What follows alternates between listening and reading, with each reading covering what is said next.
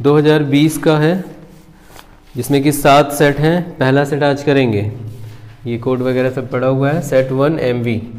तो देखो इसमें कुछ क्वेश्चन ऐसे भी हैं जो सिलेबस में नहीं है ना। ये 2020 में तो पूरा सिलेबस आता था, 2021 से चेंज हुआ था, कुछ सिलेबस कटौती हुई है। तो इस बार भी कटौती है ना 70% की, 30% की। तो 30% में से जो क्वेश्चन है वो इसमें हैं, तो वो हम लोग नहीं करेंगे। जैसे बहुपद का है और sine square theta plus cos square theta, ये जो सर्वसमीका है उसका उपयोग, उस पर सवाल है। तो 1-2 सवाल हम लोग इसमें से छोड़ेंगे, बाकी सारे हैं। और समांतर श्रेणी भी है ना, ये भी है, उसको भी नहीं करेंगे। तो एक का सवाल है, बाकी सभी करेंगे। तो स्टार्ट करते हैं। पहला क्वेश्चन देखो इसमें, पहले का इसमें कह रहा है एक संख्या दी गई है 1458/1250, 1458/1250। इसे 2 की घात m गुणे 5 की घात m के आधार पर बताइए कि ये कितने अंक तक दशमलव प्रसार होगा। 5 की घात m इस आधार पर बताइए। तो तुम क्या जानते हो, अगर हम इसको पहले सरलतम रूप में बदल लें, उसके बाद जो हर होता है उसका गुणनखंड करें, तो वो किस रूप में आ जाता है। गुणनखंड अगर 2 की घात 2 का गुणनखंड हो या 5 का हो या दोनों हो, तो ये संख्या क्या होती है, शांत होती है। तो पहले कंफर्म कर लो कि कितने यहाँ पे क्या आ रहा है, 2 की घात आ रही कि 5 की घात आ रही। तो सबसे पहले क्या करें, इसको सरलतम रूप में काट लो। तो देखो यहाँ पे 2 सत्ते 14, 2 दूना 4 और 2 नवा 18, 2 छंग 12, 2 दूनी 4, 1 2 पंजे 10। तो ये आ गया 729/625। ये रफ में करना है ना, ऑप्शनल है ये, बहुविकल्पी। तो रफ में समझाने के लिए कर रहे हैं। तो क्या करें, अब ये जो घात है हर, अब देखो सरलतम रूप में हो गई, अब नहीं कटेगी। तो जो हर है, हर को तुम्हें गुणनखंड करना है और देखना है कि ये घात आ रही है कि नहीं। 2 और 5 गुणनखंड में आ रहे हैं कि नहीं। तो दिख रहा है इसमें 5 ही है, 5 पंजे 25 पंजे 625 आ जाएगा। तो ये बन रहा है 729/625 का करोगे, समझना ना, ये करेंगे गुणनखंड 625। तो 5 से करोगे, करते चले जाओगे तो 5 के गुणनखंड होंगे ना, 5 एकम 5, 5 0 और 5 पंजे 5 दूना 10, 5 दूना 10 और 5 पंजे 25, फिर 5 2 10, 5 पंजे 25, फिर यहाँ पे 5 5 और ये। तो 5 की घात कितनी आ रही है, 4। तो यहाँ पे बन गया 5 × 5 पावर 4 आ गई है ना। तो ये तो आ गया, 2 नहीं है। तो 2 दशमलव बनाने के लिए यहाँ 10 बनेगा, तभी तो हम लोग डायरेक्ट दशमलव बताएंगे। तो 5 4 बार है, तो 2 भी कितनी बार है, 4 बार कर दो। तो हर 5 के साथ 2 का जोड़ा बन जाएगा ना, एक 5 के साथ एक 2, दूसरे 5 के साथ दूसरा, तीसरे का तीसरा, इसी तरह 4 है तो 4 के साथ 4 जोड़े ऐसे बनेंगे ना, 5 गुणे 5 5 गुणे 5 करके बनेंगे कि नहीं। 5 गुणे 2, फिर दूसरे वाले का 5 गुणे 2, ऐसे 5 गुणे 2, फिर 5 गुणे 2, ऐसा बनेगा ना। लेकिन 2 की घात 4 यहाँ की हो तो ऊपर भी करना पड़ेगा। ये थोड़ी है कि अपनी मर्जी से लगा दिया, यहाँ गुणा किया है तो ऊपर भी करो, ताकि कोई फर्क ना पड़े संख्या में। तो इससे हमें मिल जाएगा कि बटे में 10 है ना, ये 10 है, ये 10 है और ये भी 10 है और ये भी 10 है। इससे हमें दशमलव लगाने में डायरेक्ट हेल्प मिलेगी, इसलिए हमने इसको ऐसा बनाया। और ऊपर तुम्हें ये गुणा करना पड़ेगा। ये कितना है, 729 है और 2 को तुम 4 बार करोगे तो ये 4 ही बार आएगा ना, 5 पंजे 25 पंजे 125 पंजे 625, ठीक है। तो 2 को 4 बार, 2 दूना 4, दूना 8, दूना 16 आएगा। तो यहाँ पे हम लोग ये 16 से गुणा हो रहा है ना। तो संख्या को 16 से गुणा कर दो, देखो कितना आ रहा है। और बटे में क्या है, 1 2 3 4 0 है। तो यहाँ जो भी आएगा, यहाँ पे 4 0 है ना, इसके हिसाब से 4 आएंगे कि नहीं। तो 4 0 है तो 4 अंक पे दशमलव आ जाएगा, है ना। तो पता ही है 4 अंक पे आएगा। अब इसमें सोचना क्या है, गुणा करने की क्या जरूरत है, 4 अंक पे आएगा, जितने 0 है उतने अंक पे दशमलव लगेगा। तो यही आंसर देना था तुमको कि रूप के आधार पर बताइए कि इसका दशमलव प्रसार कितने स्थानों तक होगा। तो इस संख्या का दशमलव प्रसार 4 स्थानों तक होगा। 4 अंक पे दशमलव लगेगा भाई, समझ गए हो कि नहीं, बोलो। तो ठीक है, तो 4 अंक पे ऑप्शन हमारा सही हो जाएगा चौथे का। चौथे में कहा गया है 4 अंक पे दशमलव लगेगा।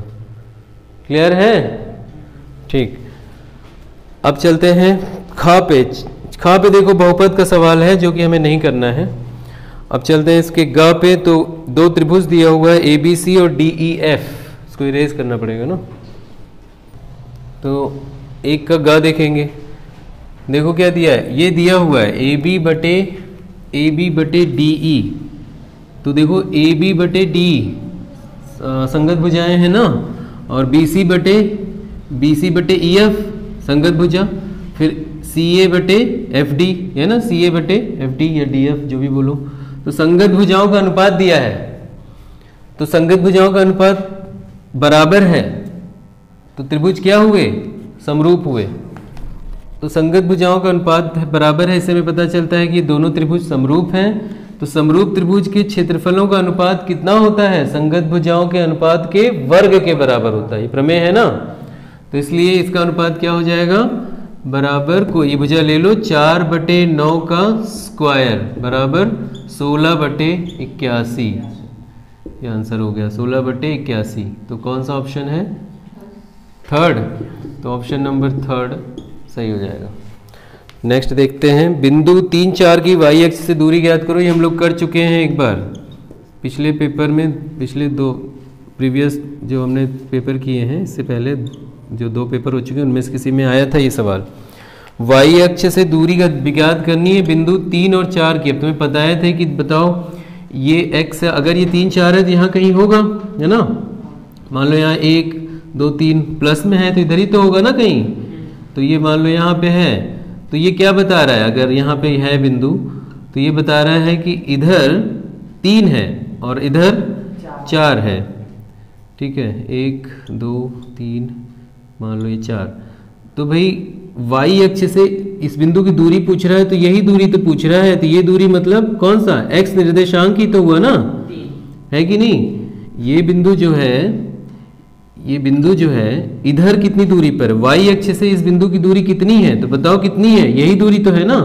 तो ये क्या है, ये x निर्देशांक है, इसका मतलब 3 है ना। इस बिंदु का निर्देशांक 3,4, तो ये दूरी x ही तो है ये, इसलिए y अक्ष से इसकी दूरी हो गई 3 मात्रक। तो सेकेंड ऑप्शन इसका सही हो जाएगा।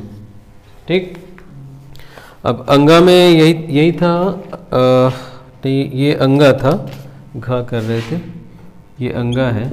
चलो अगला करते हैं हम। चा नहीं करना है क्योंकि ये प्रायिकता का सवाल है, प्रायिकता भी तो कटा हुआ है, तो इसको नहीं करना है। अब दूसरा खंड करेंगे, क्वेश्चन नंबर 2 हुआ है 2, और पूछ रहा है के किस मान के लिए इन युगपत समीकरणों का कोई हल नहीं है। तो कोई हल नहीं है का कंडीशन याद है ना, ठीक है, तो उसको बताना। लेकिन उससे पहले इसे क्या करें, मानक रूप में बदलें। तो लिख देंगे मानक रूप में बदलने पर, ठीक है, मानक रूप में बदलने पर। तो पहला समीकरण क्या बनेगा, 3x + y - 1 = 0। इसे भी मानक रूप में बदलोगे तो ax + by + c होता है, तो c इधर होना चाहिए। तो ये हो गया 2k - 1 x + k - 1 y minus ये, हाँ 2k + 1 = 0। अब ये मानक रूप में आ गया, लिखेंगे मानक रूप ax + by + c = 0 के रूप में बदलने पर, तब ऐसा लिखना, ठीक है। रैखिक समीकरण बदल गया। अब कोई हल नहीं होगा यदि, बताओ क्या कंडीशन है हल ना होने की। हाँ कोई हल नहीं है, यही है ना, हाँ कि तथा का कोई हल नहीं। तो क्या लिखें बताओ, कोई लिखेंगे कोई हल नहीं होगा यदि a1/a2 हाँ नॉट इक्वल c1/c2। अगर ऐसा होगा तो कोई हल नहीं होगा। तो a1 a2 सब लिख लेना क्या है। तो बताओ a1 क्या है, 3 है, और b1 क्या है, 1 है, और c1 क्या है, -1 है ना, 1 यहाँ पे -1 है। इसी तरह a2 b2 ये सब लिख लो। a2 कितना है, 2k - 1, और b2 कितना है, k - 1, और c2 कितना है, -2k है ना, बराबर -2k+1 ऐसे रख लेना। अब यहाँ वैल्यू रख दो सारी, तो a1/a2 मतलब 3/2k-1 है ना, a1/a2, फिर बराबर b1 1/k-1 b2 है k-1, नॉट इक्वल c1/c2 मतलब -1/-2k+1। तो यहाँ पे माइनस कैंसिल हो जाएगा, ये माइनस हट जाएगा। तो यहीं से हल करेंगे k बराबर क्या हो सकता है और क्या नहीं हो सकता। तो यहाँ से ना हल करके हम इधर से निकाल लें, इसको छोड़कर बाकी सभी के लिए, और यहाँ से निकालेंगे तो केवल एक मान देगा x का। तो यहाँ से निकालते हैं, तो ये इससे हमें पता चलता है कि 1/k-1 is not equal to, इससे ले रहे हैं, ठीक है, ये बराबर इसके नहीं होना चाहिए, किसके, 1/2k+1 के। तो किसके बराबर नहीं होना चाहिए, ये उधर जाके गुणा होगा, ये इधर होगा, तो क्या बनेगा, 2k+1 बराबर k-1, 2k+1 not equal to k-1, k इधर करेंगे 1 उधर करेंगे, 2k - k not equal to -1, तो k is not equal to -2। तो ये क्या बता रहा है कि k -2 नहीं है, बाकी सब है, ठीक है, समझ गए।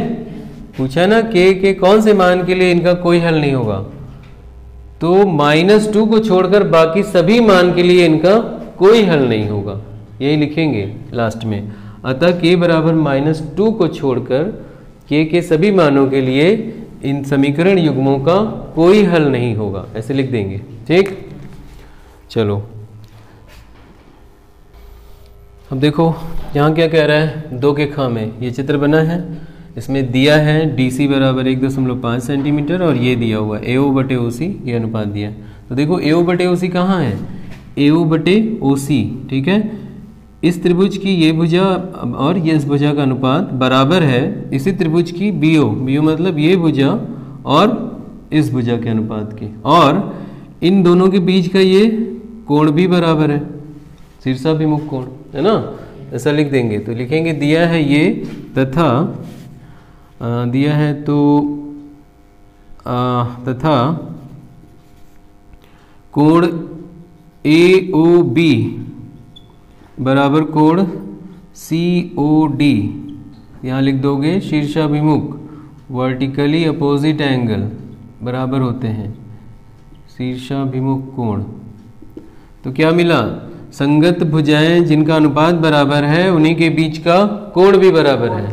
तो SAS नियम के द्वारा दोनों त्रिभुज क्या हो गए, समरूप हो गए, समरूप हो गए। अनुपात बराबर होता है समरूप, भुजाएं बराबर होती उनके बीच का कोण बराबर तब सर्वांगसम होता है। तो बराबर थोड़ी है, जो भुजाओं का अनुपात बराबर है उन्हीं भुजाओं के बीच का कोण बराबर है। देखो AO/OC इनका अनुपात बराबर OB/OD इनका अनुपात, और उन्हीं भुजाओं के बीच का कोण, तो इसका मतलब ये समरूप है, ठीक है, सिमिलर ट्रायंगल है। तो समरूप त्रिभुज है, अतः SAS द्वारा त्रिभुज नाम रखो, इसका नाम रखना पड़ेगा जो जो बराबर है, कैसे, इसी तरह से AOB समरूप है त्रिभुज COD के, COD तो आ गया ना, AO/OC बराबर OB/OD, सब सही है, नाम सही पड़ा है, और O बराबर O, सब कुछ ठीक है, ठीक है। समरूप है तो क्या होगा, संगत भुजाएं समान अनुपात में होंगी, सभी संगत भुजाएं, इसके जैसे ये दिया है, इससे ये पता चलता है कि AO/OC बराबर BO/OD बराबर तीसरी भुजा कौन सी है, AB/CD, AB/CD, ये सब बराबर है। और ये किसके बराबर हैं, ये दोनों 1/3 के, तो 1/3 आ गया ना ये। तो AB तुम्हें बताना है, CD तुम्हें दिया हुआ है, तो ये समीकरण यूज करेंगे। यहाँ से हमें मिलता है AB बटे CD, मतलब 1.5 बराबर 1/3, 1.5 यहाँ जाएगा, तो AB बराबर क्या आएगा, 1.5 यहाँ गुणा होगा ना, तो 1.5/3, इसको हल करेंगे तो क्या बनेगा, 15/30 बनेगा, क्योंकि दशमलव हटाना है, 10 से गुणा करोगे, यहाँ भी करोगे तो 15/30 बनेगा। काट दोगे तो 1/2 आ जाएगा। ठीक है, और वैसे भी जानना चाहते हो डेढ़ और डेढ़ वगैरह का हिसाब पता है, तो ये डेढ़ है, डेढ़ एकम डेढ़, डेढ़ दूना 3, जैसे करना चाहो, दशमलव हटाना है हटा लेना। तो AB बराबर 1/2, ठीक है, 1/2 का मतलब 0.5 होगा कि नहीं, आधा सेंटीमीटर, आंसर हो गया। ठीक, अब नेक्स्ट करते हैं।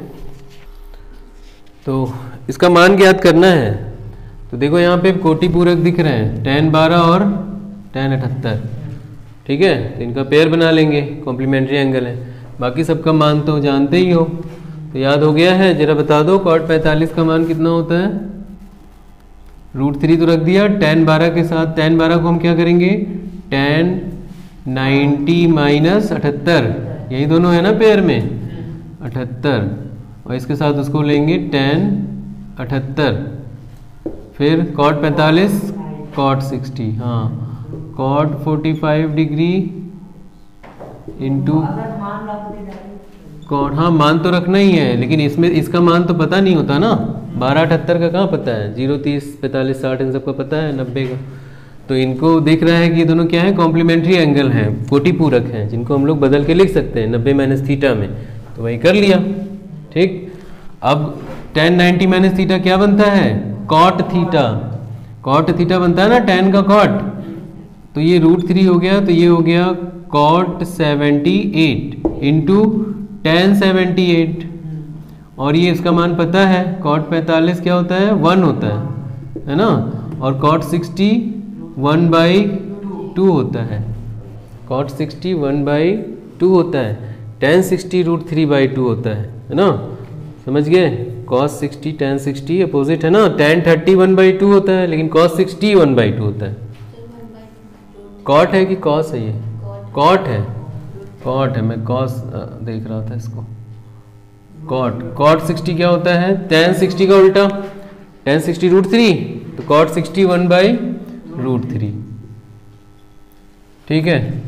अब ये दोनों मालूम है, कट जाएंगे, tan theta into cot theta cut जाता है, बटे में लिखना चाहो तो लिख लो, हर बार सवाल में बता रहे हैं कि ये दोनों डायरेक्ट कट सकते हैं, तो ऐसे ही, हाँ एक बार चेंज करके दिखा दो कि कैसे काटा है तुमने, हाँ, इंटू tan 78 कट जाएंगे ना दोनों, तो इंटू ये हो जाएगा 1/√3, और √3 भी यहाँ से कट जाएगा क्योंकि गुणा ही है सब, तो 1 आंसर हो जाएगा इसका। अब तीसरा करेंगे, देखो अब ये दूसरे का घ, एक लीप वर्ष में 52 रविवार होने की प्रायिकता, प्रोबेबिलिटी का है, नहीं आ रहा है, ये कटा हुआ है, नहीं करेंगे। तीसरे का क, समांतर श्रेणी का सवाल है, इसे भी नहीं करना है। तीसरे का इसलिए हम लोग ख करेंगे, जिसमें दिया है 0.66 dash dash dash dot dot को P/Q के रूप में बदलो, P/Q के रूप में बदलना है। तो इसके लिए नियम पता ही है, क्या करते हैं, डायरेक्ट अगर आएगा तो डायरेक्ट कर लेंगे, लेकिन यहाँ पे हल करना है, 2 नंबर का हल करके दिखाना है। तो क्या करेंगे, माना ये जो संख्या है, माना ये संख्या x है, माना x बराबर 0.666 डैश डैश डैश, ठीक है। तो फिर क्या करते हैं हम लोग, जितने अंक के ऊपर बार लगा है, इसका मतलब ये क्या है बताओ, ये क्या है, ये असल में है क्या कि 6 के ऊपर बार लगा हुआ है ना, यही तो लिखा हुआ है, या x बराबर 0.6 बार है ना, तो इसको इक्वेशन नंबर हम लोग 1 दे देते हैं, यही चीज लिखी है ना। और नियम क्या है, जितने अंक पे बार लगा है उतने से ही गुणा करते हैं। तो क्या करें, समीकरण 1 में 10 से गुणा, अगर 2 पे लगा होता, मान लो यहाँ पे अगर कुछ और होता, 2 अंक पे बार लगा होता, तो 100 से गुणा करते। तो समीकरण ये कहाँ से आ गया, 9th का है ना, ये तो 9th में भी था, इस चैप्टर में भी है। तो 10 से गुणा करेंगे, तो इधर गुणा करोगे तो 10x हो जाएगा, और इधर गुणा करोगे तो ये यहाँ पे आ जाएगा, तो तो 6.66 डैश डैश डैश आता जाएगा, है ना 66। अब क्या करें, इसको कह देते हैं समीकरण नंबर 2 है। समीकरण 2 से समीकरण 1 को घटाने पर तो 10x में से 1x गया 9x, इसमें से 0 गया 6 आया, इस पूरे 6 6 6 6 6 6 सारे घट जाएंगे आपस में, तो आंसर आ जाएगा 0 0। तो x बराबर क्या आएगा 6.06 ही होता है, बटे 9 आ जाएगा, ये कट जाएगा, 3 दूना 6 3 त्रिका 9, तो आंसर आ जाएगा 2/3। ठीक है, ये आंसर हो गया। ठीक है, अगला चलो यहाँ कह रहे हैं वृत्त के व्यास ए बी के सिरे दिए हुए हैं, वृत्त की त्रिज्या तथा केंद्र के निर्देशांक ज्ञात कीजिए। ये वृत्त है, इसका एक व्यास है, इसको मान लो ए बी, इसके निर्देशांक दिए हुए हैं। ए का निर्देशांक है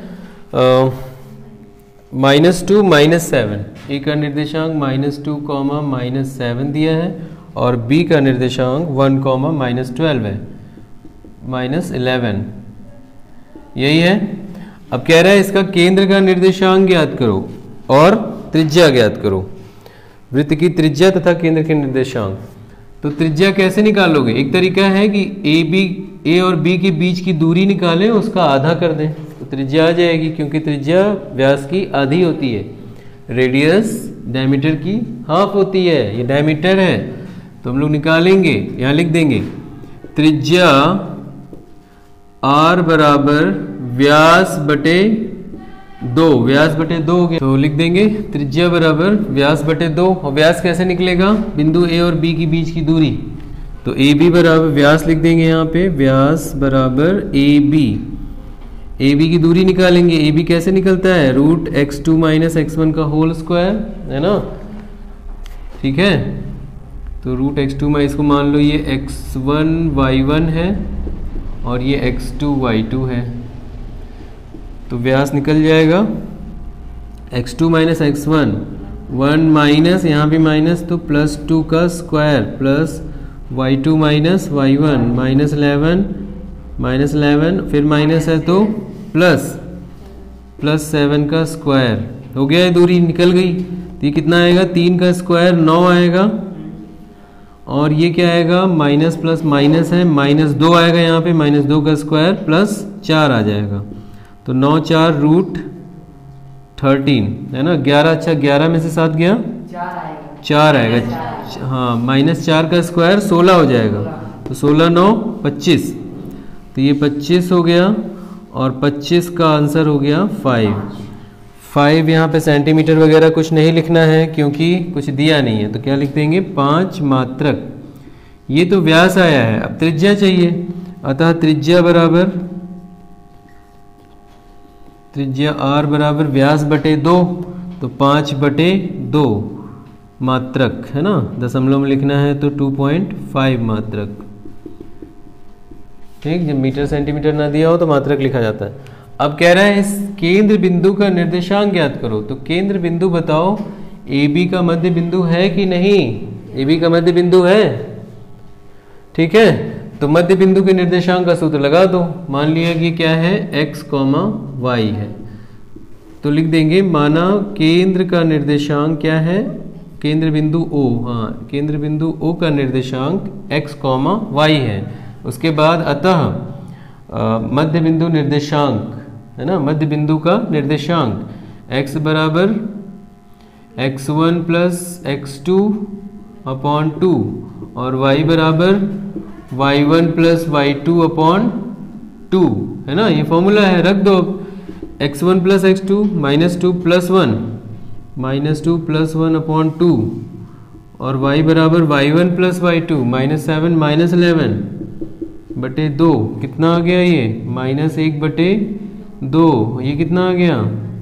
-18/2, y बराबर -18/2, तो 9 आ जाएगा, -9, तो -1/2, हाँ, y आ गया -9। अतः केंद्र के निर्देशांक O, केंद्र का निर्देशांक x y बराबर -1/2, -9, ये आंसर हो जाएगा। देखो क्या कह रहा है, 3 सेंटीमीटर त्रिज्या वाले वृत्त की एक जीवा ए बी वृत्त के केंद्र पर 90 अंश का कोण बनाती है। लघु वृत्त खंड का क्षेत्रफल ज्ञात कीजिए। त्रिज्य खंड का नहीं, वृत्त खंड का। तो जल्दी से एक फिगर बना के ओवरव्यू कर लेंगे कि क्या हो रहा है इसमें। तो एक जीवा है ए बी, मान लो ये जीवा ए बी है जो कि केंद्र पर 90 डिग्री का एंगल बना रही है। यहाँ पर 90 डिग्री का एंगल है ओ पर, ठीक। अगर 90 डिग्री का बना रही है तो 10 सेंटीमीटर त्रिज्या है इसकी, तो ये त्रिज्या है r बराबर 10 सेंटीमीटर। तो लिख देना, दिया है त्रिज्या बराबर r बराबर 10 सेंटीमीटर और और केंद्रीय कोण थीटा बराबर 90 डिग्री। तो किसका पूछ रहा है, लघु वृत्तखंड। ध्यान देना, त्रिज्यखंड पूछ रहा है कि वृत्तखंड, ठीक है। तो वृत्तखंड कैसे निकलेगा, त्रिज्यखंड माइनस त्रिभुज। त्रिभुज क्योंकि 90 डिग्री है तो आराम से निकल जाएगा, 1/2 आधार गुणे ऊंचाई। तो यही आधार होगा, यही ऊंचाई होगी। तो लिखेंगे लघु वृत्तखंड, पहले सब निकाल लेंगे। त्रिज्यखंड का क्षेत्रफल, त्रिज्यखंड लघु है ना, ये भी लिख देना। हाँ, लघु त्रिज्यखंड क्षेत्रफल बराबर माइनर सेक्टर बोलते हैं भाई, theta upon 360 into pi R square.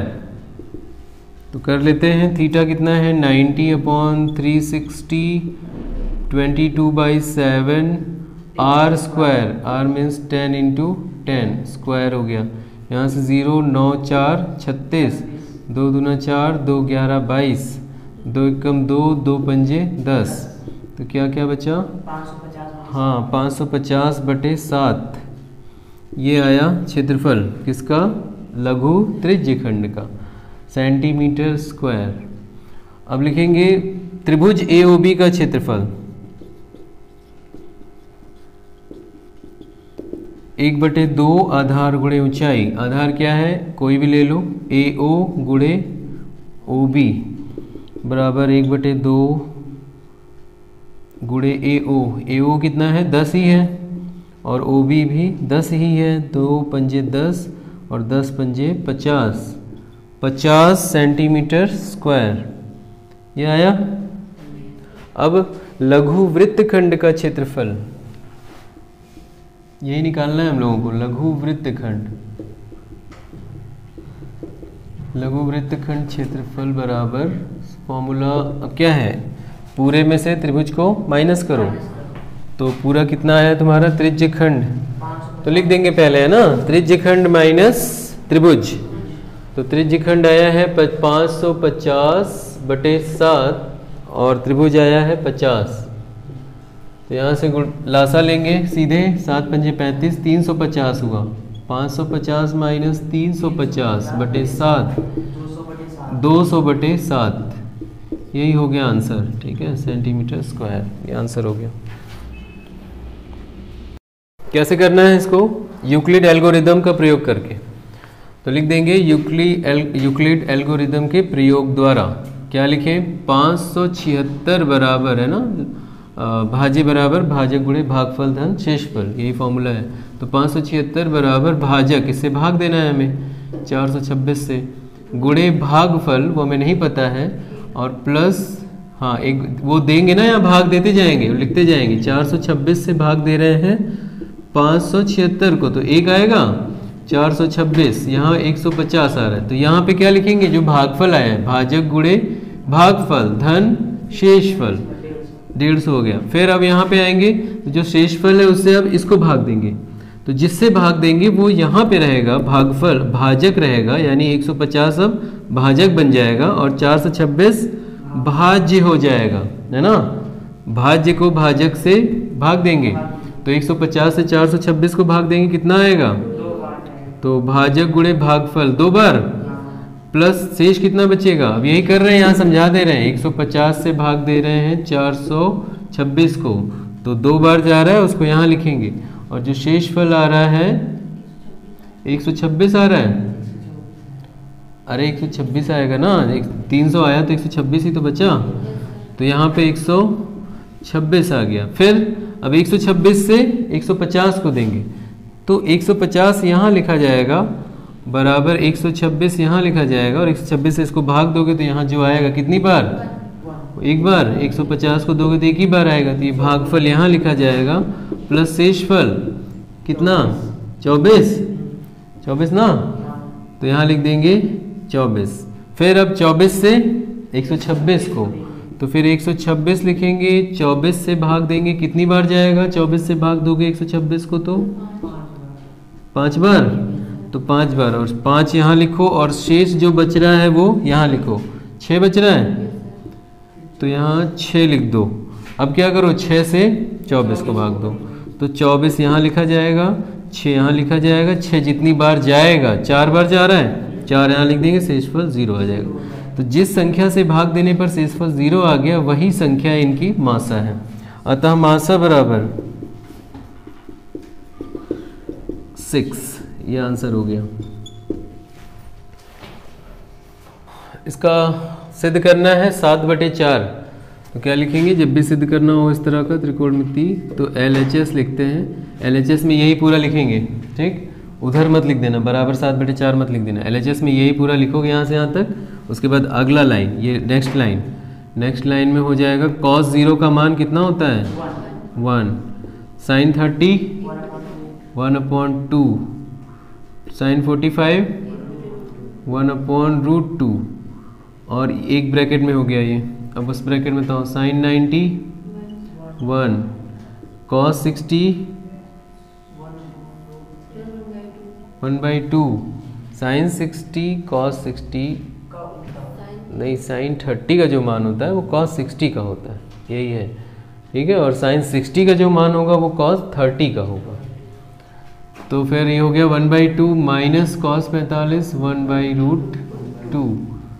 अब हल कर लो, और कुछ है नहीं, 2 1 कम 2, एक 3/2 आया, प्लस 1/√2, एक ब्रैकेट में ये बना, और दूसरे ब्रैकेट में 2 1 कम 2 3/2 आया, माइनस 1/√2, तो a plus B a minus B, a square minus b square, तो ये बन गया 3/2 का स्क्वायर माइनस 1/√2 का स्क्वायर, तो बराबर 3/2 का 9/4 आया, तो ये आ गया 9/4, और ये हो गया रूट हट गया 1/2, लासा ले लेंगे 4 4 एकम 4 9 एकम 9, 2 दूनी 4 2 एकम 2, बराबर 7/4 हो गया, बराबर RHS सिद्ध हो गया।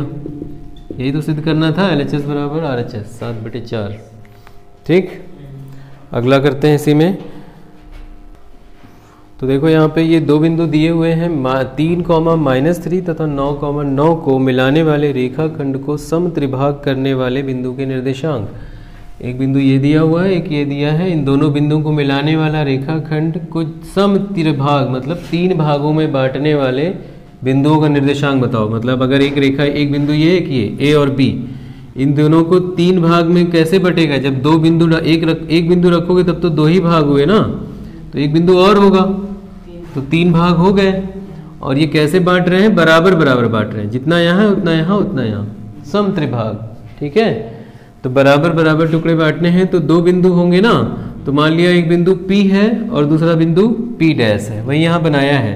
तो P का निर्देशांक XY मान लिया, P डैश का निर्देशांक X डैश Y डैश मान लिया, ठीक है। जैसा होता है सूत्र में, अगर एक रहता है तो ये XY मानते हो कि नहीं, जो बीच में बिंदु P रहता है। अब 2 है तो एक को XY मान लो और एक को X डैश Y डैश मान लो, और ये तीनों बराबर बराबर कर रहे हैं। बराबर का मतलब क्या है? बराबर का मतलब क्या है? अगर ये कितना टुकड़ा हो गया, सब बराबर है ना, इसका मतलब ये अगर M है और ये भी M है तो ये भी M है, क्योंकि M1 M2 होता है ना। तो यहाँ से यहाँ तक M है, फिर यहाँ से यहाँ तक कितना होगा अगर हम जानना चाहें तो यहाँ से यहाँ तक कितना होगा? M + M 2M है ना। तो अगर हम इसको निकालना चाहते हैं P को, तो देखो यहाँ पे यहाँ से यहाँ तक M है और यहाँ से यहाँ तक भी M है, फिर ये भी M है। तो अगर हम P का निर्देशांक निकालना चाहें तो हमें क्या चाहिए? ये बिंदु चाहिए, B चाहिए। मान लो ये नहीं है, ये वाला अगर नहीं है तो M1 M2 तुमको मिल गया है कि नहीं? M1 M2 मिल गया कि नहीं? अगर इसको ना मानो तो यहाँ से यहाँ तक M1 M है और यहाँ से यहाँ तक कितना है? M1 + M1 2M1 2M है, ठीक है। इस तरह से हमें पता चल जाएगा। जब m1 m2 मिल जाएगा, m1 m2 पता ही है तो इसके निर्देशांक निकल आएंगे। चलो करो, तो लिखेंगे माना बिंदु P तथा P डैश रेखाखंड AB को समत्रिभाग करते हैं। इतना लिख के चित्र बना देंगे, ठीक है। उसके बाद करेंगे बिंदु P के निर्देशांक। कैसे लिखेंगे? विभाजन सूत्र द्वारा बिंदु P के निर्देशांक, और उससे पहले लिख देंगे AP बराबर m1 बराबर m, और फिर P से लेकर B तक PB क्या है? m2 हो गया। PB बराबर m2, और वो क्या हो गया? m प्लस m मतलब 2m, ठीक है। m1 m2 मिल गया। अब लिखेंगे विभाजन सूत्र द्वारा x बराबर m1 x2 plus m2 x1 upon m1 plus m2। तो m1 किसको माना है तुमने? m को माना है। x2 कितना है? x2 वही है ना, ये सब x1 x2 है, x1 y1 और ये x2 y2। अब रखो यहाँ पे x2 कितना है? 9 है, प्लस m2 कितना है? 2m इंटू x1 कितना है? -3, सॉरी 3, हाँ 3 है x1, -3 तो y1 है, upon m1 plus m2। m1 means m, m2 means 2m। यहाँ से आ गया देखो 9m प्लस 6m कितना हो गया? 15m, और यहाँ क्या हो गया? 3m, m कट के 3 पचे 15, तो बराबर आ गया 5। तो x बराबर 5 मिला। इसी तरह से y बराबर m1 y2 plus m2 y1 upon m1 plus m2। m1 कितना है? m है, y2 9, m2 2m, y1 -3 बटे m1 plus m2 means 2m। अब देखो यहाँ 9m है और यहाँ पे -6m है, 3m आया, तो 3m, यहाँ पे भी 3m, तो कट गया सब, 1 आंसर आ गया। तो y बराबर 1। अतः बिंदु P के निर्देशांक x y बराबर 5,1, ठीक है। बिंदु P x y बराबर 5,1, ये हो गया। P डैश के भी निकालने हैं, दोनों का पूछा है। पुनः P dash x dash y dash के लिए P डैश y डैश, तो यहाँ से यहाँ तक क्या होगा? m1 अब की बार 2m है और m2 क्या है? m है। m1 बराबर क्या हो जाएगा? AP डैश, है ना। m1 बराबर हो जाएगा AP डैश, जो कि है m प्लस m बराबर 2m, और m2 हो जाएगा यहाँ से यहाँ तक m, that means P dash B, और वो है m। m1 m2 यहाँ के लिए मिल गया। तो x डैश बराबर, पुनः विभाजन सूत्र द्वारा x डैश बराबर m1 x2 plus m2 x1 upon m1 plus m2, और y बराबर m1 y2 plus m2 y1 upon m1 plus m2। अब हल करो, रखो m1 क्या है? m है, हाँ आपकी बार m1 2m है, देखो 2m, और x2 कितना है? x2 तो वही है 9, है ना, और प्लस m2 m है, x1 कितना है? 3 into 3 upon m1 plus m2, वही आएगा कि नहीं? m प्लस 2m या 2m प्लस m, तो 3m आया। यहाँ देखो 9 दूनी 18, 18 और 3 21 m बटे 3m, तो m से m कटा, 3 सत्ते 21, तो x डैश क्या आ रहा है? 7 आ रहा है। इसी तरह से y निकाल लेंगे, मान बोलते जाओ सारा। m1 है 2m, y2 है 9 और प्लस m2 है m, y1 है -3 बटे 2m प्लस m बराबर 9 दूनी 18 -3 15m बटे 3m, m कैंसिल 3 5 15 और y बराबर 5। अतः बिंदु P डैश के निर्देशांक, अतः P dash that means x dash y dash बराबर कितना 7, y 7,5। ये आंसर हो गया। दोनों बिंदुओं के निर्देशांक आ गए। 4 नंबर का होना चाहिए, इसको 2 नंबर का है। बताओ, चलो अगला करते हैं। तो चौथे के घाव में 12 सेंटीमीटर वाले त्रिज्य खंड का कोण 120 अंश है। एक त्रिज्य खंड है, त्रिज्य खंड ऐसे दिया हुआ है जिसकी त्रिज्या 12 सेंटीमीटर है। यहाँ पे त्रिज्य खंड का कोण बना है। कितने डिग्री का कोण बना रहा है? 120 डिग्री का। 120 डिग्री का ऊपर कोण बना रहा है। इस त्रिज्य खंड को मोड़कर इस प्रकार मोड़ा गया है कि इसको दोनों किनारे वाली त्रिज्याओं को एक साथ जोड़कर शंकु प्राप्त होता है। मतलब एक पेपर कटा हुआ है, समझ लो ये त्रिभुज के आकार का। अब उसको ऐसे घुमा के मोड़ना है। पेपर है त्रिभुज का और इन दोनों को घुमा के मोड़ दो। अगर ये दोनों साइड अगर ऐसे घुमा के पीछे से मोड़ दो तो क्या बनेगा? शंकु बन जाएगा। एक गोल टोपी बन जाएगी ना। यही दोनों, समझ गए ना? त्रिभुज है तो उसको ऐसे मोड़ना है, दोनों इन दोनों साइड को लाके ऐसे मिला देना है तो एक शंकु बन जाएगा। उसी शंकु का तुम्हें आयतन निकालना है। तो शंकु का आयतन बराबर क्या होता है?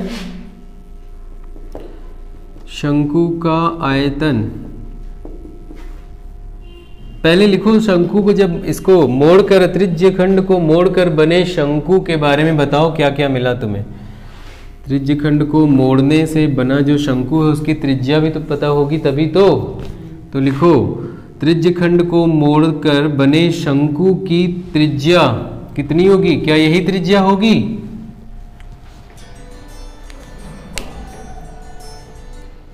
कौन है? क्या यही होगी 12 सेंटीमीटर? बताओ क्या क्या बनेगा? मोड़ने के लिखोगे, मोड़ने के बाद बने शंकु का त्रिज्या बराबर, नहीं पता क्या होगा क्योंकि मुड़ेगा तो ये वाला जो लाइन है ये क्या बनेगी? परिधि बनेगी। और ये क्या बनेगी? तिर्यक ऊंचाई। समझे? तो लिखेंगे तिर्यक ऊंचाई तो पता है, चलो तिर्यक ऊंचाई L बराबर, L क्या हो जाएगी? त्रिज्य खंड की त्रिज्या बराबर त्रिज्य खंड की त्रिज्या, वो हो गई कितनी? 12 सेंटीमीटर। ठीक है, 12 सेंटीमीटर। समझ गए ना? इसको मोड़ोगे तो जो तिर्यक ऊंचाई क्या बन रही है? यही तो बनेगी। और ये वाली जो साइड है ये होता क्या है? इसको इस तरह से था ना, ये त्रिज्य खंड था तो ऐसा होगा ना। तो ये क्या बनेगा? यही तो चाप होगा। इसको जब मिलाओगे तो यही तो चाप बनेगा। नीचे का गोला क्या बनेगा? शंकु जब बन जाएगा ऐसा तो यही तो जाके मुड़ेगा पीछे। तो ये जो पूरा वृत्त बना है वो किससे बना है? इसी से बना है। इसका डबल नहीं हुआ है। इसी को मोड़ के पतला बन गया ना, यही मुड़ा हुआ है। ये जो नीचे ये मुड़ा वाला हिस्सा है यही ऐसे घूम के गोल हुआ है।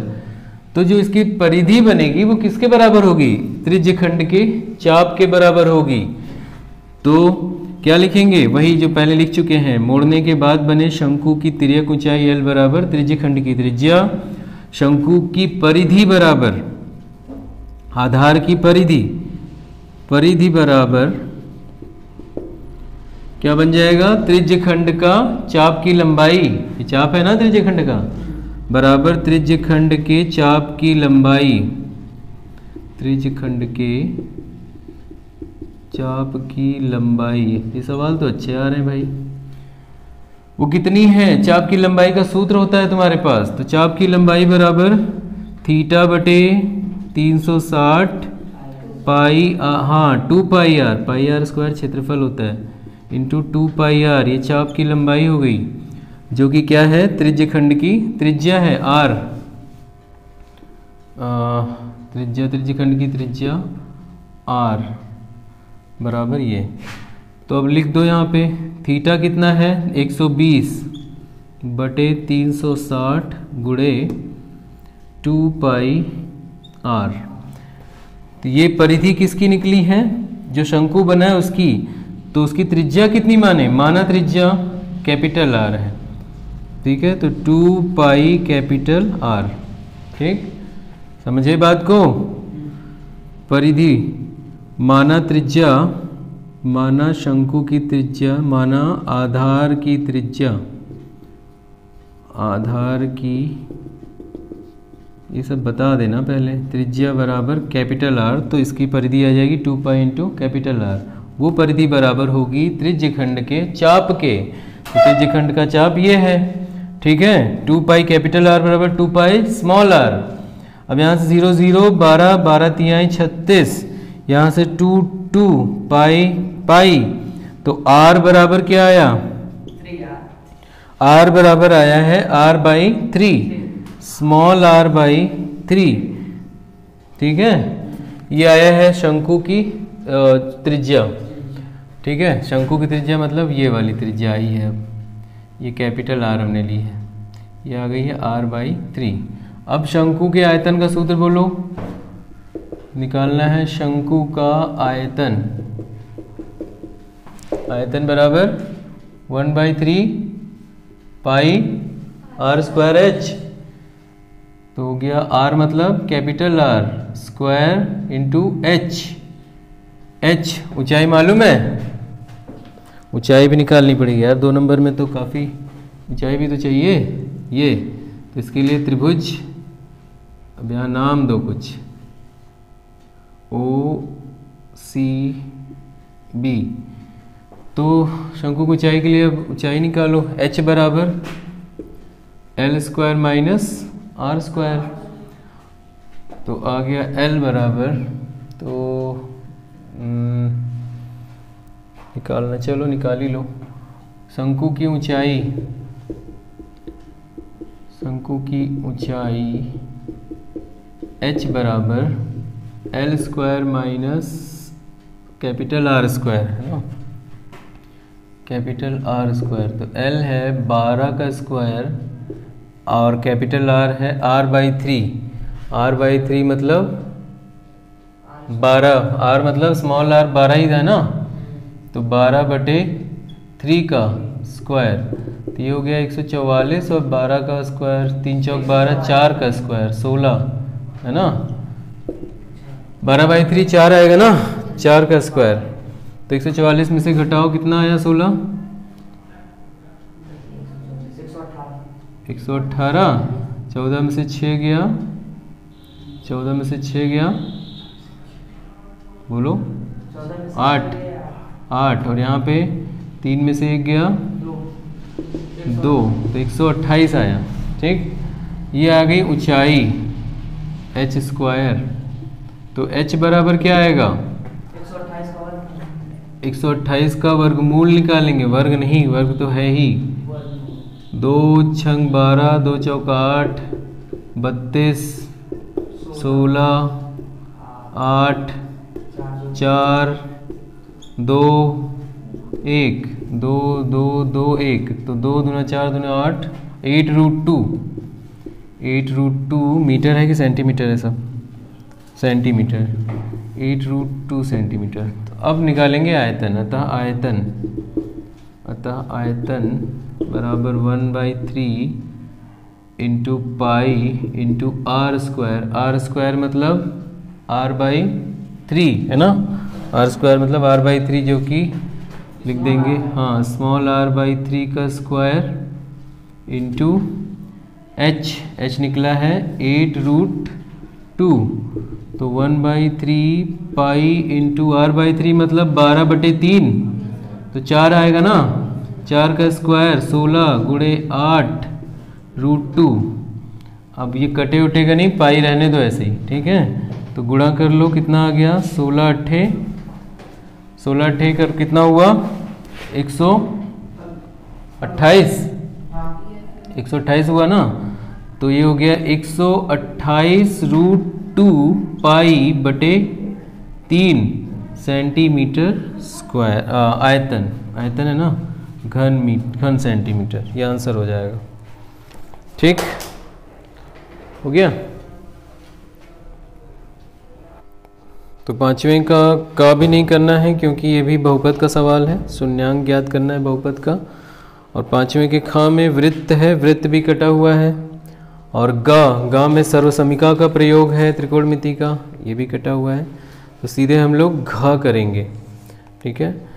तो घा में देखो ये माध्य निकालना है इस आंकड़े का।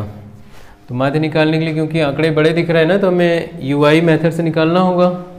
तो यूआई निकालने के लिए ये हमने बनाना होगा, ये कॉलम यूआई या फिर एफआई यूआई, इसके बाद ये फॉर्मूला।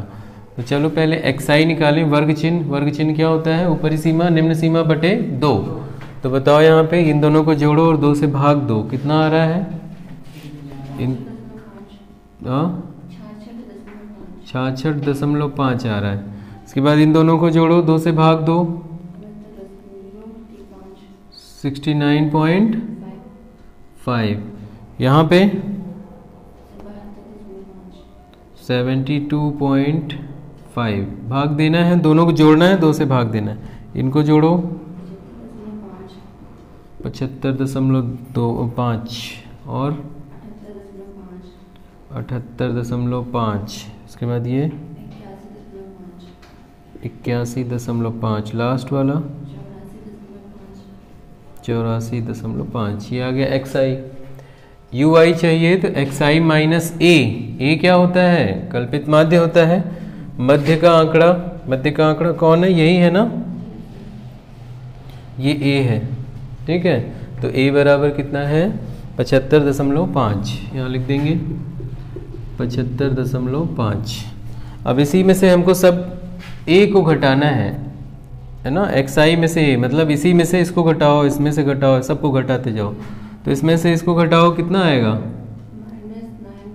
-9 दशमलव में घटाओ, इसमें से इसको घटाओ, 5 में से 5 गया 0 और 15 में से 6 गया 9 और फिर 6 में से 6 गया 9.9 आ रहा है ना, 9.0 है ना। कैसे? हाँ, फिर h से भाग भी देना है। h कितना है? वर्ग माप 3 का है, तो वर्ग माप 3 है।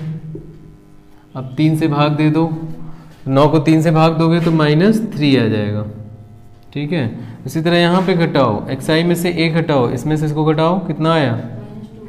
-2 टोटल। घटाने के बाद 3 से भाग देना है, h मतलब 3 से भाग देना है, तो कितना आ रहा है? 2.0। इधर -1.0। कैसे बनाएगा ये? अच्छा, 2 से भाग भी देना है, ठीक। अब इसमें 0 आएगा, इसमें 0 आ गया, इसमें घटाओ 1 आएगा और इसका 2, इसका 3, ठीक है। आ गया सारा। अब क्या करना है? FI UI. तो एफआई यूआई गुणा करो, कितना आया? -6। एफआई यूआई -8, एफआई यूआई -3, 0, 7 का 1 से करेंगे 7, 4 का 2 से करेंगे 8 और 2 का 3 से करेंगे 6। अब सिग्मा एफआई यूआई, तो फिर ये कितना हो गया? 8, 6, 14 और 3 17 और 8, 6, 14 और 7 21। 21 में से 17 घटेगा क्योंकि माइनस है, ये प्लस है, तो कितना आ गया? 4 आ गया। अब वहाँ पे u बार चाहिए क्योंकि x बार निकालने के लिए u बार की ज़रूरत है, तो u बार निकाल लो। एफआई यूआई मतलब 4 बटे सिग्मा एफआई। सिग्मा एफआई कितना आ रहा है? 30 आ रहा है। जोड़ लिया है ना ठीक से? ठीक है, तो यहाँ रख दो फॉर्मूले में 4 बटे 30, काट सकते हो, 2 दूना 4, 2 बटे 15 ये आ रहा है। अब यहाँ रख देंगे, माध्य निकल आएगा। तो माध्य बराबर ए मतलब 75.5। 75.5 का मतलब क्या हुआ? बटे में अगर लिखा जाए तो इसको बटे में लिख लो या उसको कर लो। 75.5 को बटे में बताओ कितना आया? कितना हुआ ये? किसका आधा है ये?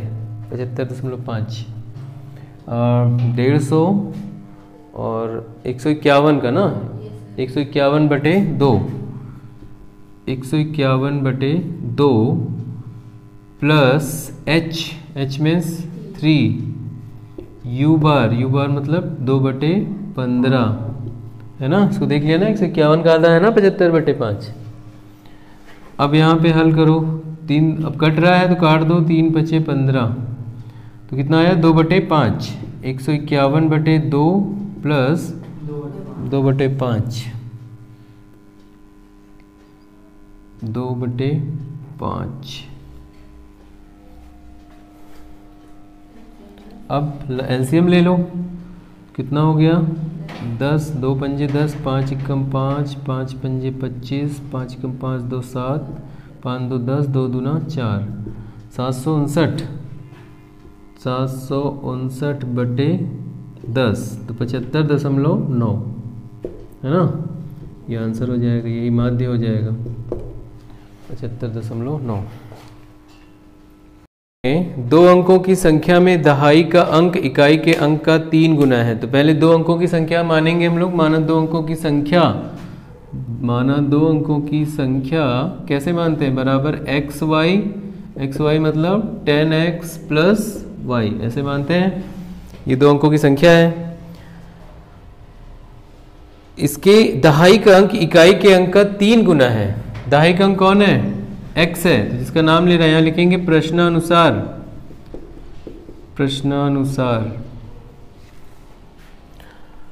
दहाई का अंक मतलब जिसका नाम पहले ले x, दहाई का अंक बराबर है इकाई के अंक का 3 गुना, 3 × y मिल गया, 3 गुना है। यदि संख्या में से 54 घटाएं, फिर से समीकरण नंबर 1 हो गया। पुनः प्रश्नानुसार जो कह रहा है वो करेंगे, पुनः प्रश्नानुसार संख्या में से कितना घटाएं, 54 घटाएं, तो संख्या ये है ना, तो 10x प्लस वाई में से अगर 54 घटाते हैं तो बराबर क्या आता है, संख्या पलट जाती है। पलट जाती है मतलब yx हो जाती है। तो yx का क्या मतलब है, 10y प्लस x, यही तो होगा, संख्या पलटेगी तो ठीक है। तो अंक पलट जाते हैं, तो अंक पलट जाते हैं, संख्या ज्ञात कीजिए, घटाएं तो अंक पलट जाते हैं। तो ये बन गई संख्या। अब यहाँ पे एक समीकरण बनेगा x और y में, तो 10x में से 1x जा रहा है, कितना आ रहा है 9x, और प्लस y -10 तो -9y और -54 बराबर 0 है ना। अब यहाँ से काट सकते हैं, 9 छंग 54, तो x माइनस वाई और 9 छंग 54, 6 उधर भेज दो, क्या हो गया +6, समीकरण नंबर 2। तो अगर इसमें x का मान निकाल के रख दें तो y भी निकल हाँ तो वही तो करेंगे, समीकरण 1 और 2 बना है, अब हल कर लेंगे। समीकरण 1 से x का मान समीकरण 2 में रखने पर लिख देंगे। अब रखेंगे यहाँ पे x की जगह पे 3y माइनस वाई बराबर 6, 3 में से y गया 2y बराबर 6, तो y बराबर भाग दे देगा 3 आ जाएगा, y बराबर 3। जब y मिल गया तो x मिल जाएगा, यहाँ रख दो, y का मान समीकरण 1 में रखने पर, तो x बराबर 3 × y मीन्स 3 बराबर 9, तो x बराबर 9 आ गया, दोनों मिल गया। संख्या ज्ञात करनी है, संख्या, अतः संख्या बराबर,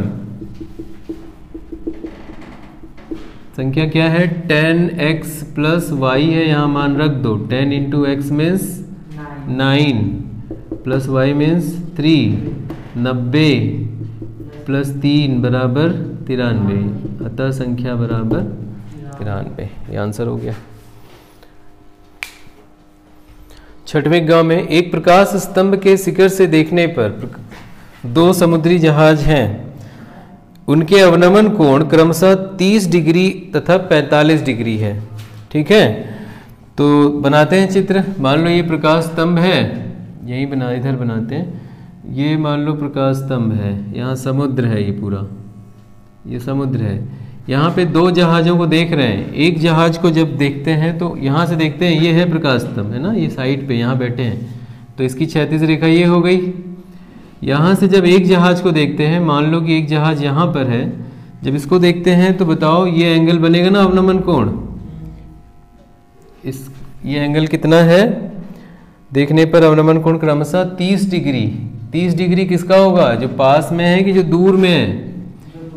जो दूर में है, तभी तो अवनमन कोण यहाँ पे 30 डिग्री आएगा, है ना। तो ये हुआ अवनमन कोण, मान लो यहाँ है,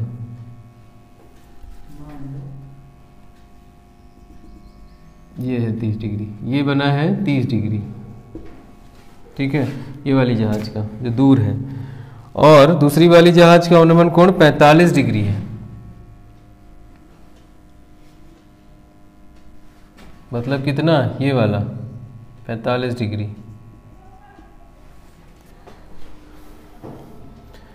यदि प्रकाश स्तंभ के एक ही और एक जहाज दूसरे जहाज के ठीक पीछे 50 मीटर की दूरी पर है, मतलब इन दोनों के बीच 50 मीटर की दूरी है, ये दूरी 50 मीटर है,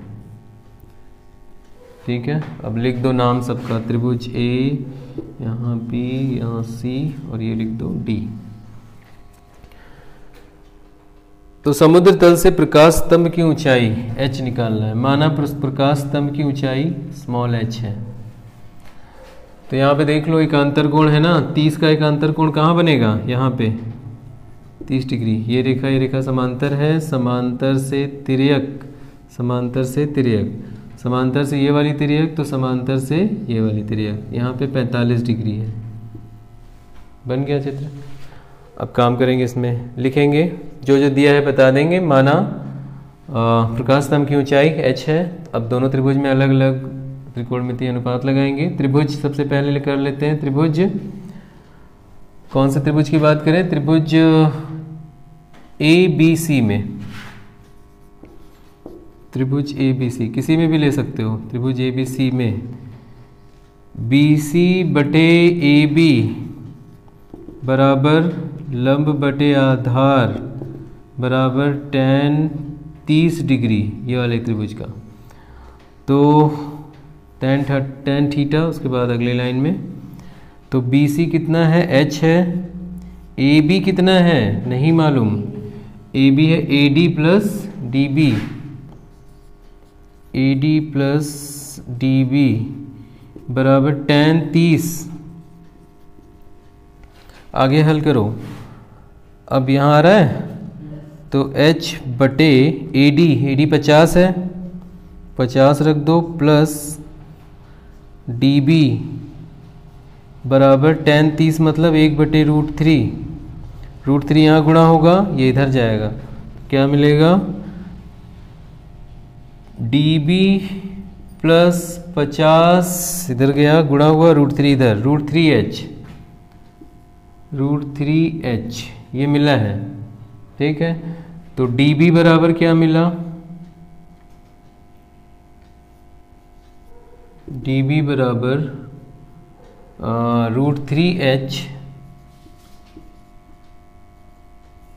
√3h माइनस 50 है ना, √3h माइनस 50, ये DB मिल रहा है। अब त्रिभुज छोटे वाले में आ जाओ। पुनः त्रिभुज BCD में, त्रिभुज BCD में फिर से BC बटे DB बराबर, फिर से लंब बटे कर्ण, लंब बटे आधार tan थीटा, और BC कितना है नहीं मालूम, h है, h बटे DB कितना निकाला है, √3h माइनस 50, √3h माइनस 50 बराबर tan थीटा मतलब 45, यहाँ पे हो गया tan 45 डिग्री। tan 45 1 होता है, तो यहाँ से h बराबर आ रहा है, ये उधर जाके गुणा हो गया, √3h माइनस 50, क्योंकि ये 1 होता है। √3h इधर कर लो, तो ये माइनस 50 इधर भेजो, तो क्या बनेगा, ये उधर जाएगा, तो √3h माइनस h, और 50 इधर आ गया तो प्लस 50।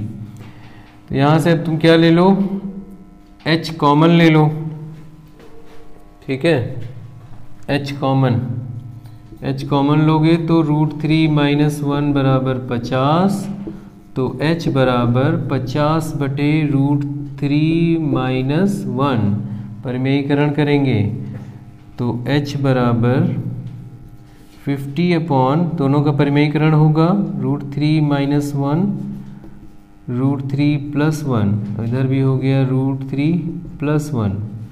परिमेयीकरण करने पर a² - b² और यहाँ पर 50 √3 + 1 अपॉन a² - b², तो 3 - 1, 3 - 1 बराबर 2, 2 से 25 कट जाएगा, 50 आएगा ये, 3 - 1 2 आएगा, 2 से 50 को काटेंगे तो 25 और √3 + 1 मीटर, यह आंसर हो जाएगा।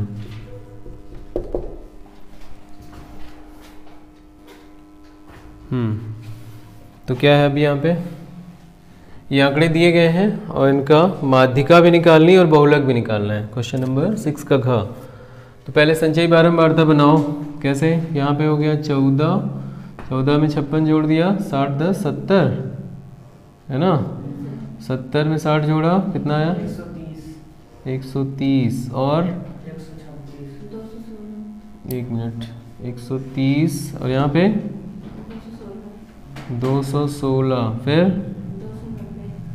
290, 290 में 62 जोड़ा 352, 352 में फिर 48 जोड़ा 400। चलो तो सिग्मा FI कितना आया? यही आता है लास्ट वाला, तो ये हो गया 400। अब फॉर्मूला बताओ तुम्हें निकालनी माध्यिका। माध्यिका के लिए हमें क्या क्या चाहिए? माध्यिका का सूत्र बोलो। L + n/2 - CF/F × H। यहाँ जो जो प्रतीक है इनका मतलब यहाँ लिख दोगे कि L क्या है और CF क्या है, F क्या है, H क्या है, N क्या है, सब कुछ लिख देना, ठीक है। तो मालूम है L क्या है? क्या है L? माध्यक वर्ग की निम्न सीमा। माध्यक वर्ग क्या होता है? n/2 के आगे वाला जो संचयी बारंबारता होती है वही ना। तो n/2 के आगे संचयी बारंबारता, n मतलब टोटल संख्या कितनी है? 400 है, तो n बराबर 400 है टोटल आंकड़े। तो n/2 करोगे तो कितना आएगा? 200 आएगा। 200 के जस्ट आगे कौन पड़ेगा? 216 पड़ेगा। तो 216 यही वाली आ रही है ना, ठीक है। तो यही वाला क्या हो जाएगा हमारा? माध्यक वर्ग है ना, ये हो गया माध्यक वर्ग और इसकी निम्न सीमा 3000। तो L बराबर 3 लिख देना। क्या है? माध्यक वर्ग की निम्न सीमा। उससे पहले यहाँ लिख दो माध्यक वर्ग कौन सा है? 3000 से माध्यक वर्ग है 3000 से 3500, ये है, यहाँ लिख देना L बराबर 3000।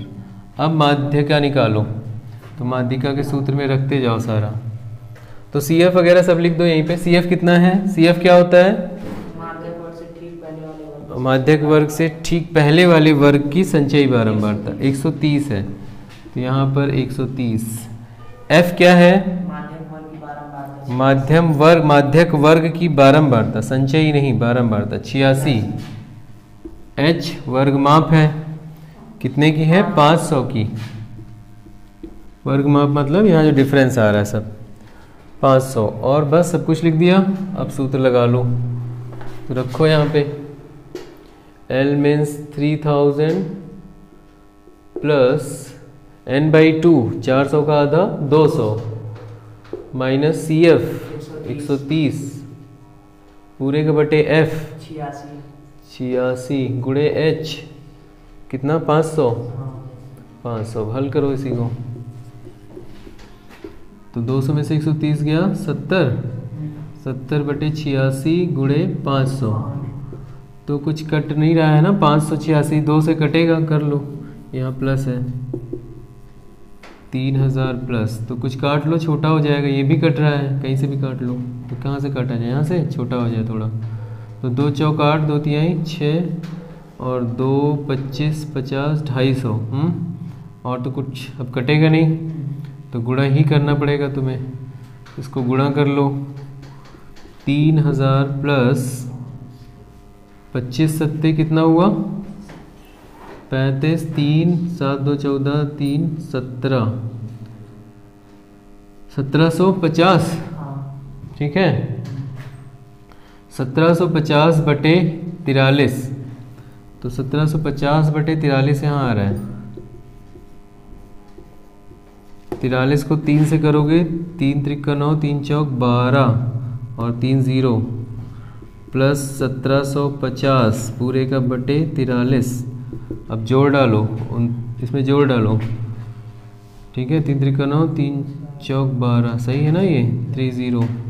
अब इसमें जोड़ो 1 2 9 000, इसमें 17 50 0 5 7 0 3 1 बटे 43 है ना, 13 लाख आ रहा है ये है ना, 1,30,750।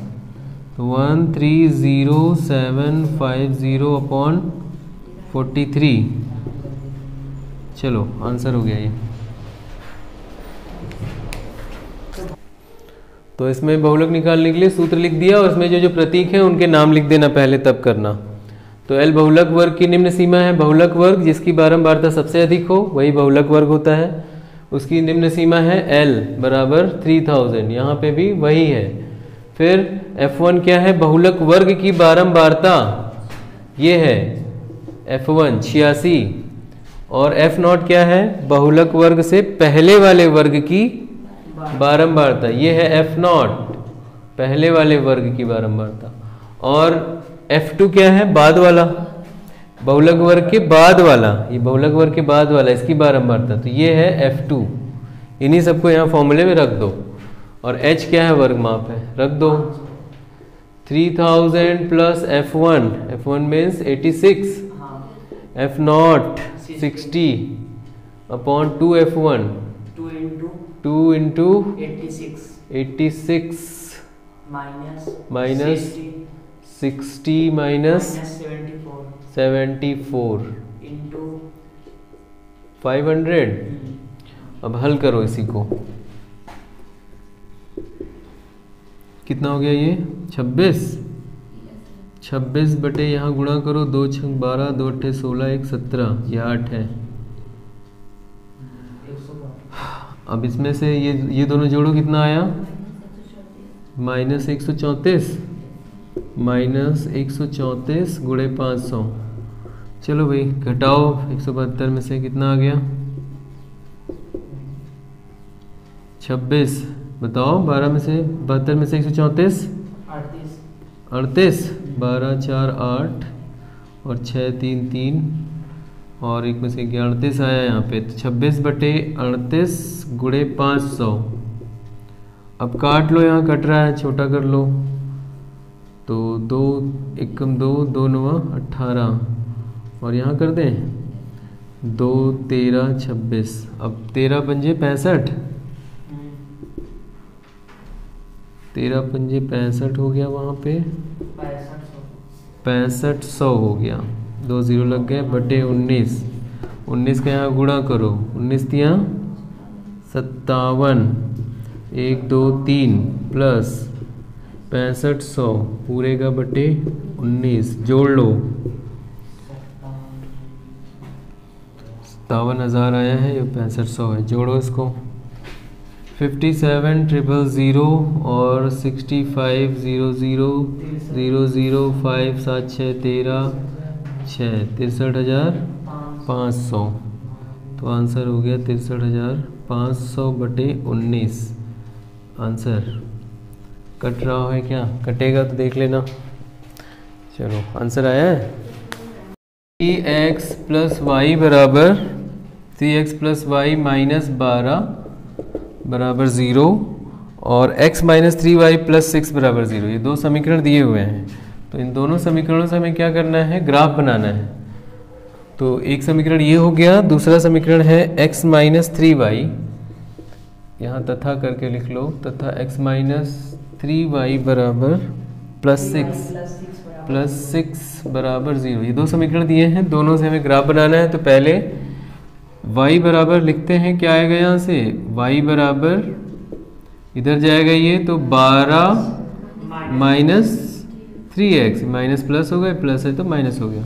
अब x के मान क्रमशः 0 रखेंगे, -4 रखो, है ना, -4 तो 0 हो जाएगा, छोटे छोटे नंबर आए तो एक -4 रख लेते हैं, और क्या रख लें, -3 रख लेते हैं, या +3, तो यहाँ पे 0, 3 और 4। इससे क्या होगा, 0 रखोगे तो 0 रखोगे देखो बड़ा नंबर आएगा, 12 आएगा, है ना।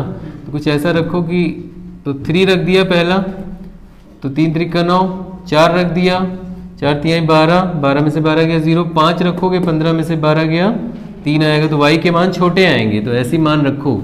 x के मान रख रहे हैं 3, 4, 5, है ना, डैश डैश डैश, 3 ही में बस काम हो जाएगा।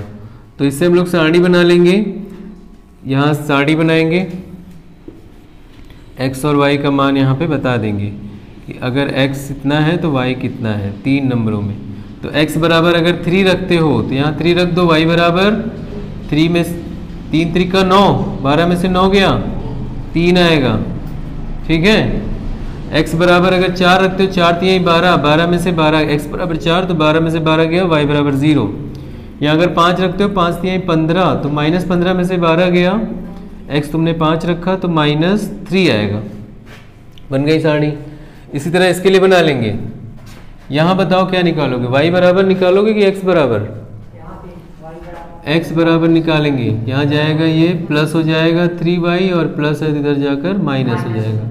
तुम लोगों को बताया था ना, अगर y निकालने जाओगे तो इसके बगल में 3 है तो बटे में आ जाएगा, तो बटे में सोचने में दिक्कत होगी, संख्या दशमलव में आने लगेगी, है ना y का मान। इसलिए हम लोग ऐसी संख्या, यहाँ देखो y निकालें, यहाँ अगर x निकालते तो यहाँ बटे में 3 आ जाता, तो यहाँ x की जो संख्या आती वो दशमलव में आती, तो कहाँ दिखाते ग्राफ में, तो ये बात ध्यान देना। तो यहाँ x बराबर निकाल रहे हैं, तो x, अब यहाँ y के मान हमें रखने होंगे, क्या रखें, अगर 2 रखेंगे पहले तो 6 हो जाएगा, 6 में से 6 0 आएगा, x का मान छोटा मान आएगा। और क्या रखें, हाँ 3 रख दें, 9 में से 6 गया 3 ही आएगा। और क्या रखें, 1 रख दें, 1 रख दो, तो अरे तो सीधा रखो ना फिर, 1 2 3 डैश डैश डैश, ठीक है। अब रखोगे तो सारणी बना लो जो जो बन रहा है।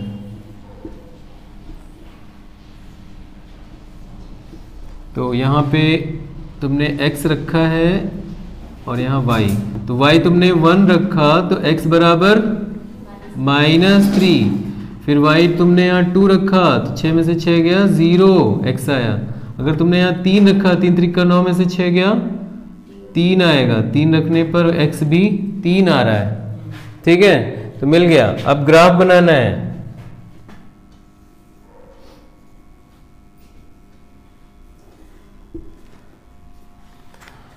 तो ग्राफ बराबर बराबर दूरी पे बना के कर दो, क्या आएगा, पहला इस रेखा का ग्राफ 3 3 3 3, मतलब 1 2 3 है, तो y पे भी 1 2 3 है, तो एक पॉइंट कहाँ मिला, ये मिला।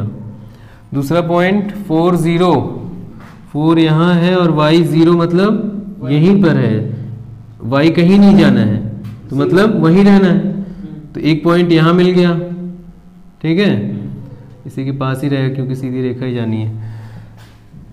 5 -3, x की जगह 5 लो, 5 ये हो गया, और वो कितना आ रहा है -3, तो -1 -2 -3 डैश डैश ऐसे करते हुए जाएंगे तो वो कहाँ मिलेगा, यहाँ पे, है ना, एक पॉइंट ये मिल गया।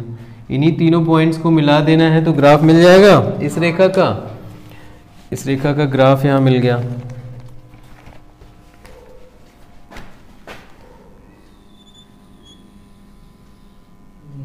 ठीक है, ये स्केल से करना है, नाप के करना है तो बिल्कुल सही जगह पे आएगा। अब यहाँ देखो x बराबर -3, y बराबर 1, -1 -2 -3, x बराबर -3, और y कितना लेना है +1, तो ये है +1, तो यहाँ से ऐसे ऐसे करके लाओगे तो ये यहाँ से ऐसे जाओगे तो पॉइंट यहाँ मिल रहा है ना, ये पॉइंट मिला।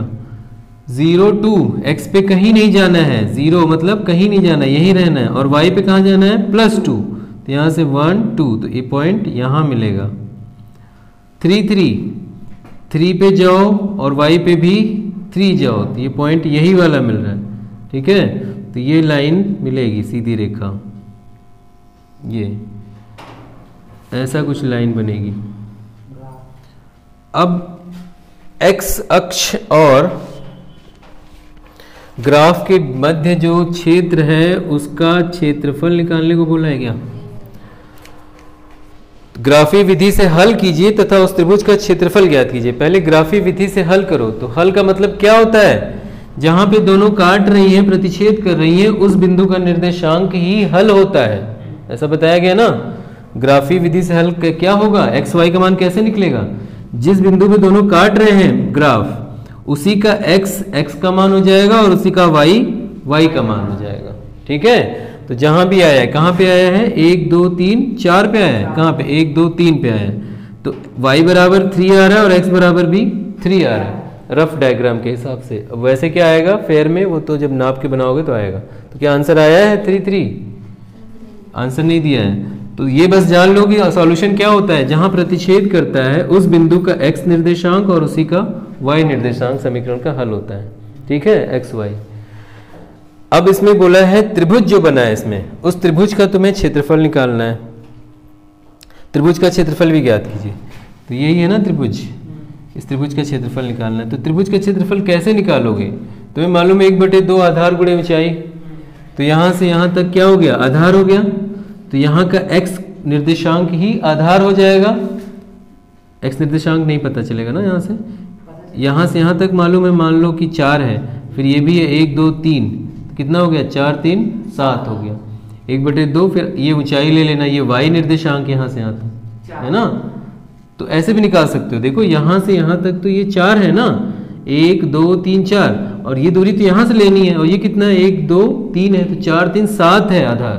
ऊंचाई क्या है, ये यहाँ का y निर्देशांक, यानी 1 2 3, तो 1/2 7 गुणे 3, ऐसे भी कर सकते हो। दूसरा तरीका क्या है, यहाँ का निर्देशांक कितना है बोलो, x है 1 2 3 4, x 4 है, y कितना है 0, यहाँ का निर्देशांक बताओ, यहाँ पर x 3 है और y कितना है, कहाँ 3 है y, इस जगह। अच्छा त्रिभुज कहाँ है इसका, ये वाला है ना, ये वाला है, रुक जाओ, 3 3 नहीं है, त्रिभुज यहाँ है, रुक जाओ, त्रिभुज गलत बता रहे थे, त्रिभुज ये बना हुआ है, ये वाला।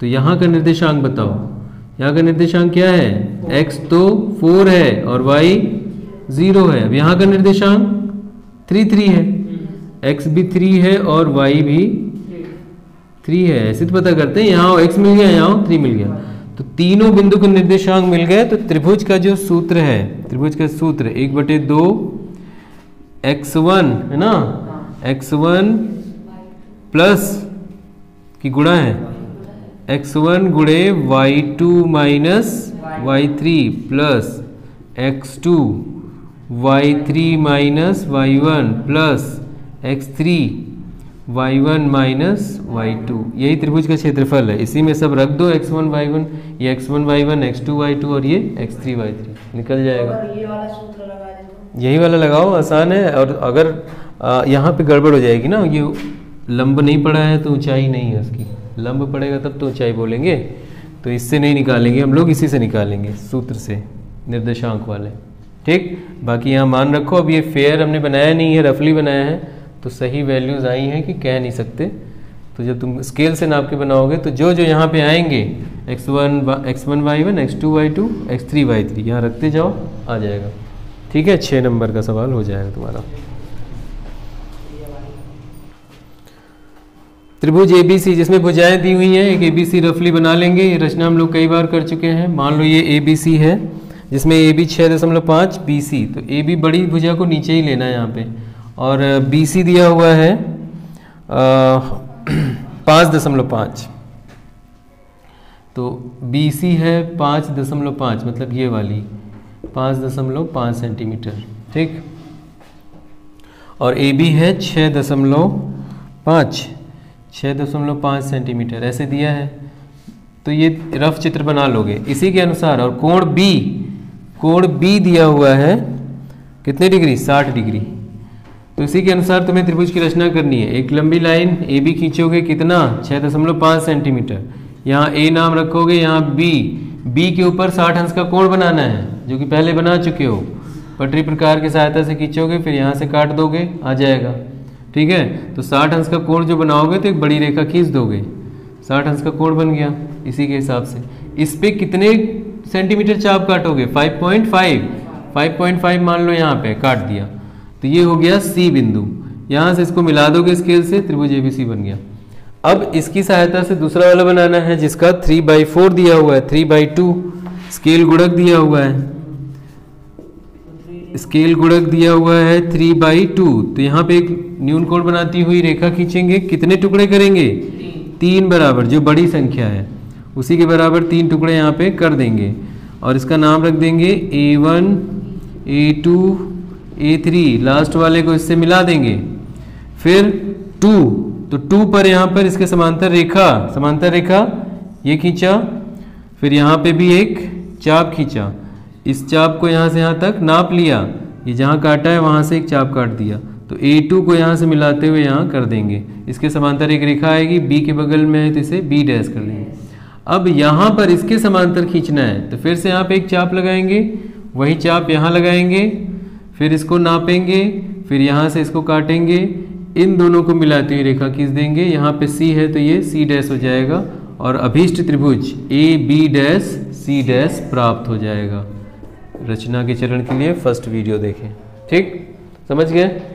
अब इसी में देखो वृत्त की रचना करनी है। एक वृत्त की रचना में देखो क्या कह रहा है, AB रेखा खींचिए, कितने सेंटीमीटर की, 8 सेंटीमीटर की एक रेखा मान लो तुमने AB खींच लिया, 8 सेंटीमीटर। अब A को केंद्र मानकर 4 सेंटीमीटर त्रिज्या का एक वृत्त खींचो। ये तुमने 8 सेंटीमीटर की खींची है। अब A को गोला प्रकार यहाँ पे लगा दो और 4 सेंटीमीटर तक बढ़ा लो और एक सर्कल बना दो, वृत्त। तो यहाँ से एक वृत्त बना दो, ये केंद्र है, इसके चारों ओर एक 4 सेंटीमीटर का एक वृत्त बन गया मान लो। ठीक है, ये 4 सेंटीमीटर का वृत्त बन चुका है। ठीक, अब B को केंद्र मानकर 3 सेंटीमीटर त्रिज्या का एक वृत्त बनाओ। 3 सेंटीमीटर मान लो यहाँ तक है, तो यहाँ से एक केंद्र मानकर इस पे एक 3 सेंटीमीटर का एक वृत्त खींच दिया। ये B को केंद्र मान लिया। अब क्या कह रहा है, प्रत्येक वृत्त पर एक दूसरे वृत्त के केंद्र से स्पर्श रेखाएं खींचिए। मतलब इस वृत्त पर यहां से इस बिंदु से स्पर्श रेखा खींचो और इस वृत्त पर इस बिंदु से खींचो। सेम वही रचना तो है, ये वृत्त है, मान लो वृत्त है और बाहर एक बिंदु है, तो इससे इस पे स्पर्श रेखा खींचनी तो क्या करते थे, केंद्र को मिलाते थे और इसको आधा करते थे, आधे से ज्यादा लेके एक चाप यहाँ, एक चाप यहाँ, फिर यहाँ रख के एक चाप यहाँ, ये दोनों ने काटा, ये अर्धक खींचा, अर्धक को केंद्र मानकर एक वृत्त ड्रॉ करते थे। वृत्त जहां काटता था इस वृत्त को, उसी को इससे मिला देते थे। तो वही काम यहां भी करो।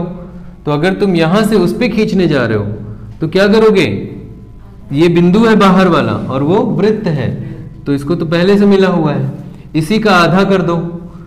तो आधे से ज्यादा लेकर चाप इधर, मान लो ये चाप लगा, ये चाप लगा, ये दोनों मिलाया, जहाँ केंद्र है एक वृत्त खींचा, तो वृत्त कैसा जा रहा होगा वो भी हमें नहीं मालूम, मान लो ऐसे जा रहा है, तो यहाँ से हम क्या करेंगे, जहाँ काटा है वहाँ मिला देंगे और यहाँ जहाँ काटा है वहाँ मिला देंगे। तो इससे इस पे स्पर्श रेखा हो गई।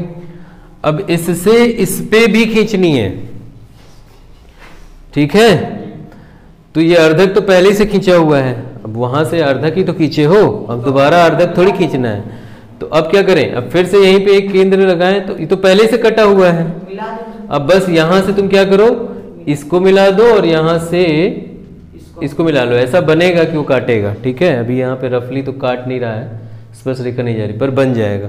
तो एक बार इधर आएगी और एक बार इधर जाएगी, तो ये रचना होगी 6 नंबर की। 6 की ये, 6 की ये, दोनों में से कोई भी कर लो जो तुम्हें याद हो जाए।